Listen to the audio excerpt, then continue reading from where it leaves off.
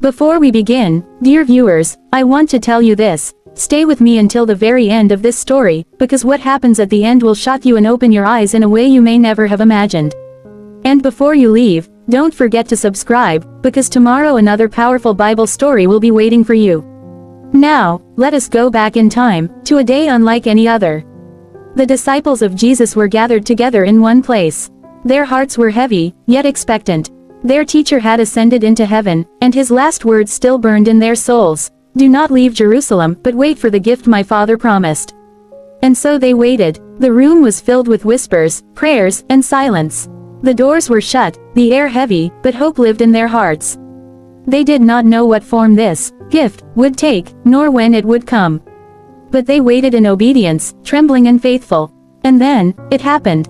Suddenly, a sound roared from heaven. It was not a gentle breeze, nor the quiet voice of the wind. No, this was like the rushing of a mighty storm, a violent wind that shook the very foundations of the house. The walls trembled, the floor quaked, and fear gripped them.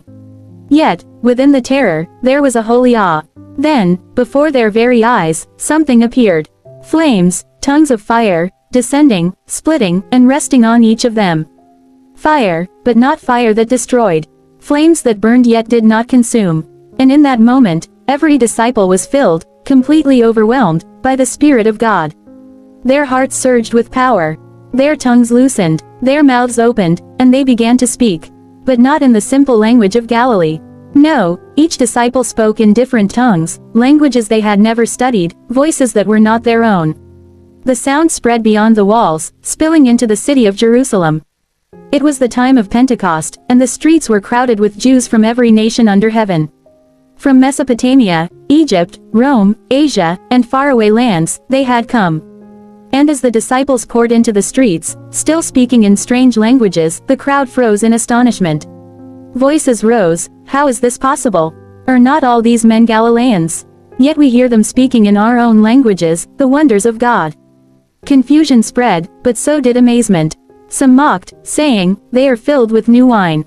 But others trembled in fear, realizing something supernatural had taken place. The city of Jerusalem was shaken, not by swords, not by armies, but by the invisible power of God's Spirit. Then Peter, once timid and afraid, stood up boldly. His voice thundered, his words pierced like a sword, "These men are not drunk, as you suppose. This is what was spoken by the prophet Joel. In the last days, God says, I will pour out my Spirit on all people." And as he spoke, thousands listened, their hearts breaking. Conviction fell upon them like a weight of fire. The people cried out, "What shall we do?"